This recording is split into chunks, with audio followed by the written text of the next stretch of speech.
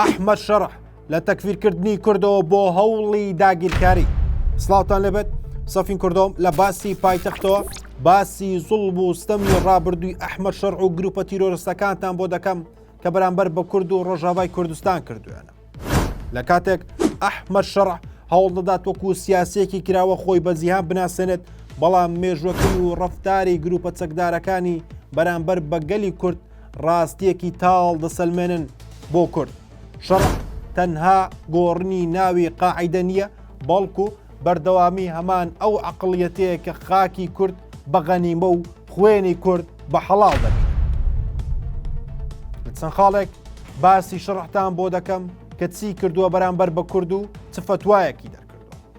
یەکەمیان دەستپێکی دژمنایەتی فتواکانی ساڵی 2013 دژمنایەتی ئەحمەد شەڕح بۆ کورد نوێ نییە.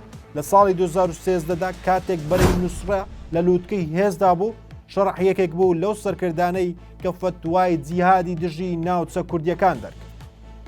گروپەکەی ئەو یەکەمین هێز بوون کە هێرشێکی فراوانیان کردە سەرەکانی و هەوڵیاندا ئێڕادەی گەلی کورد بشکێرن. لەو سەردەمەدا چەکدارەکانی جۆڵانی نەک وەکو شۆڕژگەر باوکو وەکو داگیرکەرێکی توندڕە و ڕویان لە ڕۆژئاوای کوردستان کرد. تاوانەکانی ئەفرین گۆڕینی دیمۆگرافیا. کاتێک شاری ئەفرین داگیر کرا، گروپەکانی سەر بە ئەحمەد شەڕح و چەکدارەکانی دیکەی سووریا دڕندانەترین تاوانیان لە ئەفرین ئەنجامدا. لەوانە تاڵانکردن.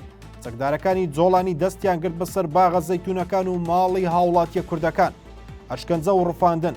سەدان کوردی بێتاوان لە زیندانە تاریکەکانی جۆڵانی لە ئیدلب و دەوروبەری بێسەروشوێن کرا. گۆڕینی دیمۆگرافیا. شەڕح بە شێوەیەکی سیستماتیک کار دەکات بۆ نیشتەجێکردنی خێزانی چەکدارە توندڕەوەکان لەو خانوانەی کە کوردەکان لی دەرکراون. ئەمە پرۆسەیەکی ڕوونی پاکتاوی نەتەوەییە کە لە ژێر چاودێری ئەودا بەڕێوە دەچێت. سێەمیان پلانە نوێیەکان چاوبڕین لە ڕۆژاوا. ئەحمەد شەڕح تەنها بە ئیدلیب و دیمەشق ناوەستێت، گروپەکانی هەتەشە چەکدارەکانی ئەو بە هاوکاری گروپە توندڕەوەکانی تر خەریکی کۆکردنەوەی هێزن بۆ هێرشکردنە سەر ناوچەکانی ژێردەسەڵاتی سووریای دیموکرات. ئێستا ئەوان دەیانەوێت بچنە ناو حەسەکە، کۆبانێ، قامیشلۆ و ناوچەکانی تری ڕۆژاوا. ئامانجی شەڕح ڕوونە تێکشکاندنی قەوارەی کورد و سەپاندنی دەسەڵاتێکی توندڕەوی مەسەبی بەسەر خاکی کوردستاندا. ئەمەش بە پشتیوانی چەند لایەنێک کە شەڕح بە فیتی ئەوان و لە بەرژەوەندی ئەوان کار دەکات. چوارەمیان بۆچی شەڕح دژی کووردە. شەڕح بەهۆی چەندین هۆکار لە کورد دەترسێت. یەکەمیان مۆدێڵی جیاواز. کوردەکان مۆدێڵێکی دیموکراسیان پێشکەش کردووە کە بە تەواوی دژی عەقڵیەتی خەلافەت و ئیماراتی شەڕح.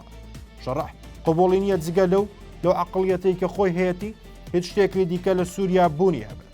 دووەمیان ڕقینەتەوەی. سەرڕای هەوڵەکانی بۆ خۆپیشاندان وەک کەسێکی میانڕە و بەڵام چەکدارەکانی ئەو بە عەقڵیەتێکی شۆڤینی و ڕەگەزپەرستانەوە پەروەردە کراون کە کورد وەکو دژمن دەبینن. پێنجەم مەترسیەکانی داهاتوو. سووریا لە ژێر چنگی جۆڵانیدا ئەگەر کۆمەڵگەی نێودەوڵەتی ڕێگە بدات، ئەحمەد شەڕح دەسڵاتی خۆی فراوان بکات، ڕۆژاوای کوردستان و ڕوبەڕووی کارەساتێکی مرۆیی گەورە دەبێتەوە. ئەو پیاوەی کە ڕۆژانێک سەری نەیارەکانی دەبڕی، ئێستا دەیەوێت بە قات و بۆین باخەوە هەمان ئەو تاوانانە دژی کورد ئەنجام بدات، بەڵام ئەم جارە لە ژێر ناوی یەک پارچەی خاکی سووریادا. پەیامێک بۆ ویژدانی جیهان. ئەحمەد شەڕح جۆڵانی هەرگیز نابێتە پارێزەری مافی پێکاتەکان. ئەو مێژوویەکی ڕەشی هەیە لەگەڵ کورد، کریستیان و دروزەکان. ئینجا لە تەکفیرکردنەوە بۆ داگیرکاری بگرە تا ڕاگواستنی زۆرەملێ. گەلی کورد لە ڕۆژئاوا دەزانێت کە شەڕح و ئەسەد و داعش سێ ڕووی یەک دراون. کاتێک بابەتەکە دەگاتە سەر مافەکانی کورد، پێویستە جیهان بزانێت کە گۆڕنی ناوی گروپەکان و پۆشنی جلی مەدەنی ناتوانێت خوێنی سەر دەستی ئەحمەد شەڕح و گروپەکان بشوات.